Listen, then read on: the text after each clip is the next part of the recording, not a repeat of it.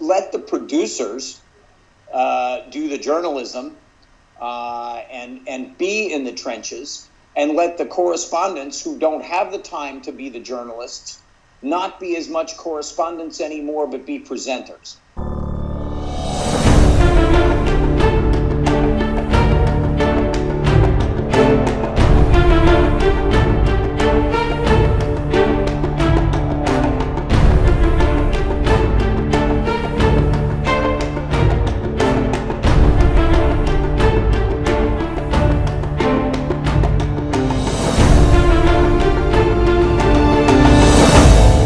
Frank, you've had a lengthy background in journalism. During your 17 years with ABC News, you were a producer and director for Nightline, Good Morning America, ABC News, World News Tonight, and The Last Word with Phil Donahue and Craig Jackson. Also a senior producer, product development, ABC News Interactive, and you've been active as a music producer and composer, consultant, and executive in digital media. You've covered the basis. What would be your opening statement on the condition of TV news today? Well, first I have to say that after hearing you say that, it's a wonder I'm still around.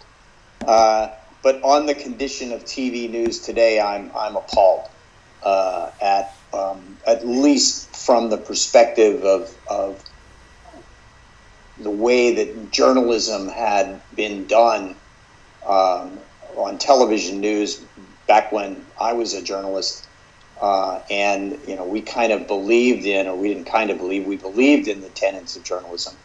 We believed in the truth, and we believed in questioning power, and nothing stood in our way. And I see today, and I say that from over here in the UK, watching US TV, which I do every day, and I see every day a lot of those tenets not being followed, and that to me is sad, to coin a Donald Trump phrase, and it feels like instead of television journalists questioning the power, they want to suck up to the power.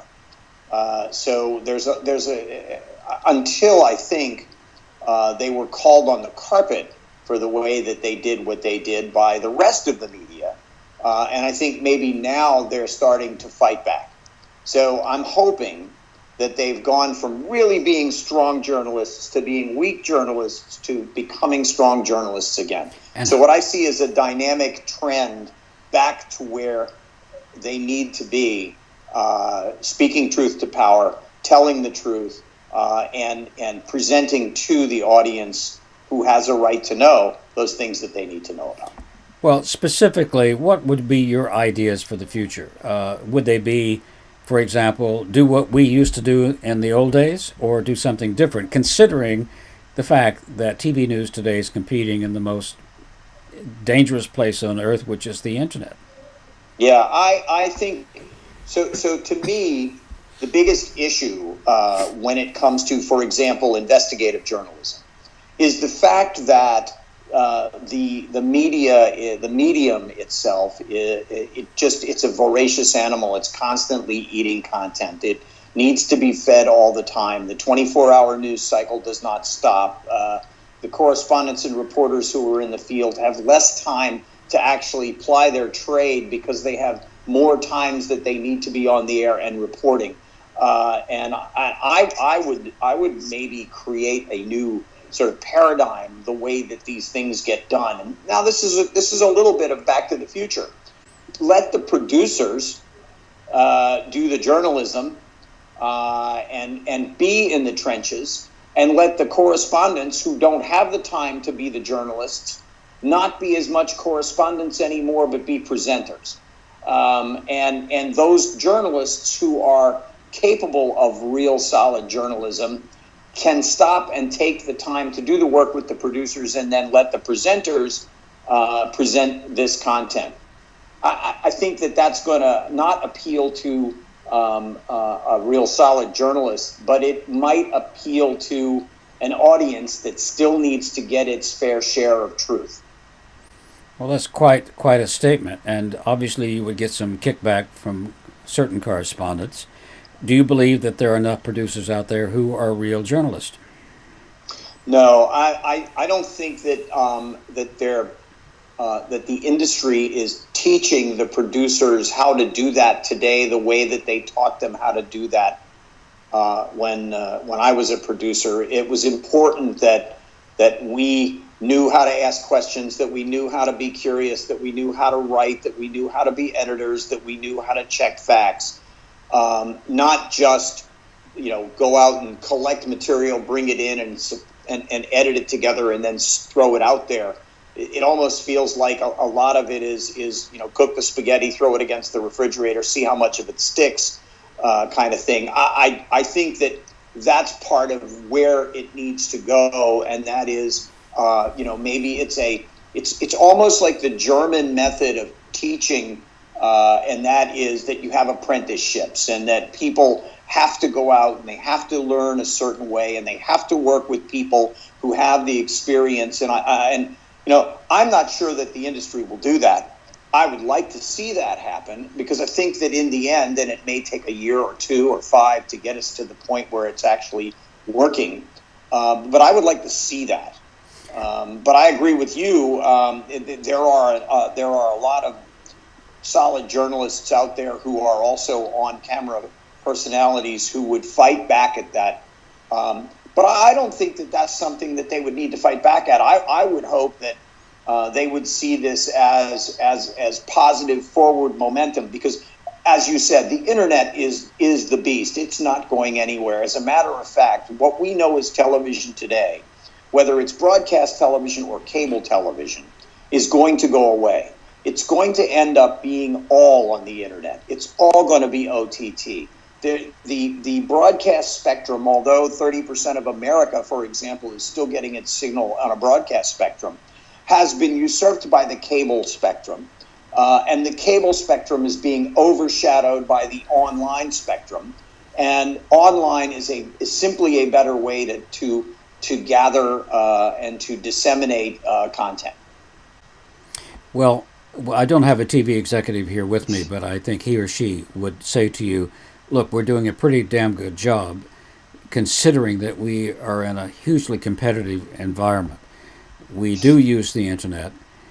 We have, on our evening newscasts, still have a limited amount of time and even less attention spans to cope with than you, Frank, had when you were doing it. And perhaps you're just being a grumpy young man. Or a grumpy old man. I think that you're right, but part of what you said is an indication of where it's going. Yes, they are using the internet. They're using it to augment what they would normally do. So the nightly newscast is a half-hour newscast. It can't possibly compete with the 24-hour news cycle on an MSNBC or a CNN or a Fox News. So they have created MSNBC and CNN and Fox News. That's why those things came to be. And as you said, all of them, all of the networks, all of the cable channels, even the cable channels, have a very strong internet and digital journalism outlet. So you have ABC.com and NBC.com and CBS.com and CNN.com and so on and so on and so on, giving all sorts of opportunities for the journalists and journalism to be disseminated in various ways. There's even Snapchat and Instagram versions of some of these major news outlets that basically are bite-sized chunks of journalism. So you get your long journalism on maybe on television, and you get your shorter journalism maybe on the nightly newscasts, and then you can get some more thoughtful and conversational journalism or conversation on the cable channels, and then each of the digital channels offers you an opportunity to cut those things down into various chunks of content and information that can then be distributed on the various platforms. Like I said, Instagram and Snapchat and Facebook and Twitter and look, there's no argument that Twitter has become a very, very important distribution platform for content of news. take a look at what it was when it started and what it became, say, during the Arab Spring. It became a very important thing. It became a very important thing during the riots in Iran. It all of a sudden became something that people went to look at, to get information from, that gave them the impetus to want to go somewhere else and get more information. I also think, it's something that your president, or the president of the United States, has learned how to use to his great advantage, and it's as evidenced by the fact that it played a significant role in getting him to have direct access to the people of America. What began as TV news, or what is TV news in 2017, is it going to survive, or is it just going to be the internet and that's it? Are we wasting our time?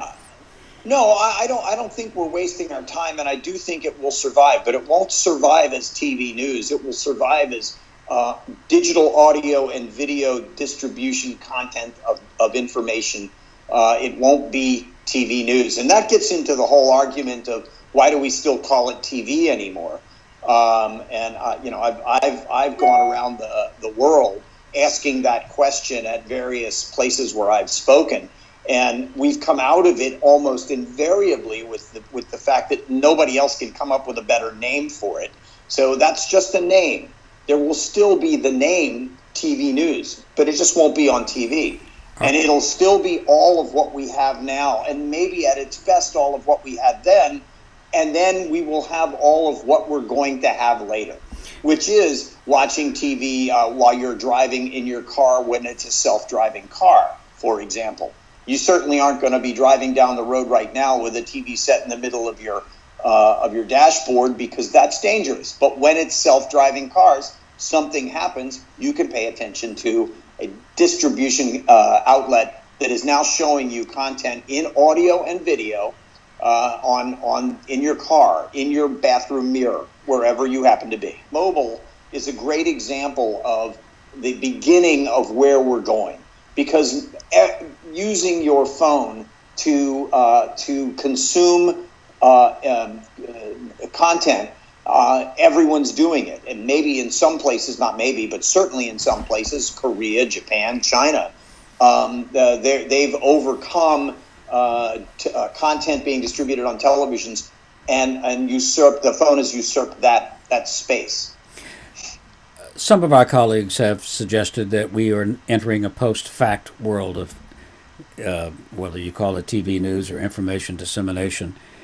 Others are saying that no, what we need, what the key to survival is going to be, is accurate, objective, old-fashioned, if you will, journalism. And still others will say what you really need is you need to forget the objectivity, get in there and declare yourself one way or the other, because that's the way that people are going to want. That's how you're going to get an audience, and one way or the other, that's how you're going to survive. Where do you come down on that? Well, I think that both have to happen. I think that if you look back at radio, radio is a perfect example of how a guy like Edward R. Murrow, covering the World War II from London, reporting live from the rooftops as the bombs were coming down. Absolutely necessary kind of reporting. The world found out about what was going on that way, preceded television.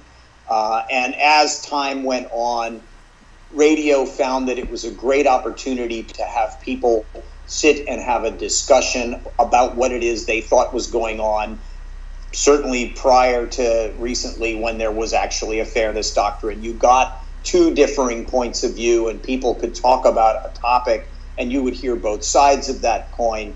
Eventually, it seems that people got to the point where they wanted to have a position. Therefore, America's Talking becomes Fox News. Fox News does very well, and then you end up with a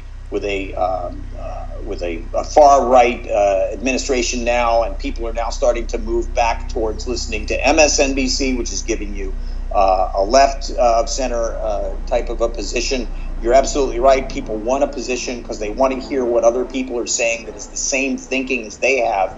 But there's still room for, and I believe it's important that the old style of journalism, which looks at the story right down the middle, gives you both sides of it, and fairly and adequately investigates something, and then presents it in that way. I think there's room for that too. I actually think there's room for both. Talk radio lived very, very well alongside CBS News Radio for a long time, and I don't see why that model can't exist in the new age of digital video and audio.